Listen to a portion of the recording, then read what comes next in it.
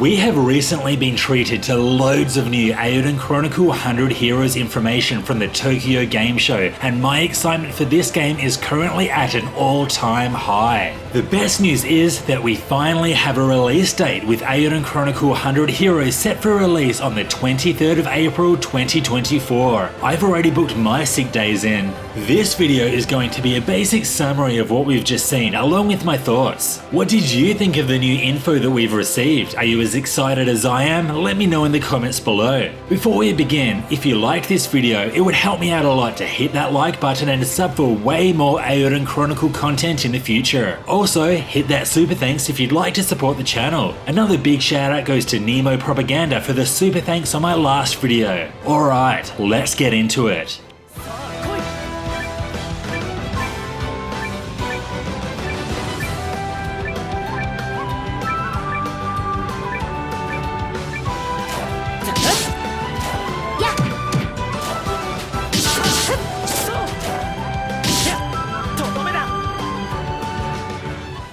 We've obviously been watching the trailers for a few years now, and we know that the game looks amazing, but seeing a bunch of new locations and 25 minutes of actual gameplay was a treat. We were also finally introduced to the game's vocal track titled Flags of Brave by Australian-born artist Sarah Allian. Interesting story here. In 2010, Sarah was actually studying in Japan, where she read that Yasunori Mitsuda was looking for an English singer for a Xenoblade Chronicles vocal track. After the success of the song in that role, she decided to become a singer. 13 years and several albums later, and here she is again as a lead vocalist for Eiyuden Chronicles Flags of Brave. I really can't wait to hear this song in its entirety. A soldier's greatest wish is not to be working after all. If it helps, there was a noble sacrifice for the betterment of humankind. Laying down arms and surrendering is, well, it's not the worst of our available options.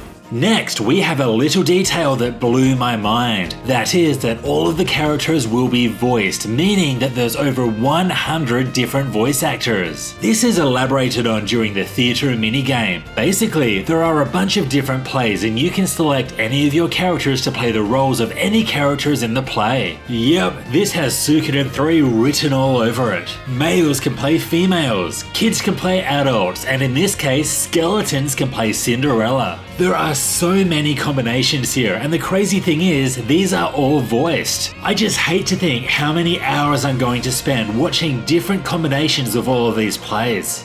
In terms of the other minigames, not much else was revealed except for a quick shot of fishing and a shot of some hot springs. Personally, I'm still hanging out for cooking contest info. Noah! 何か変だ! 気をつけろ!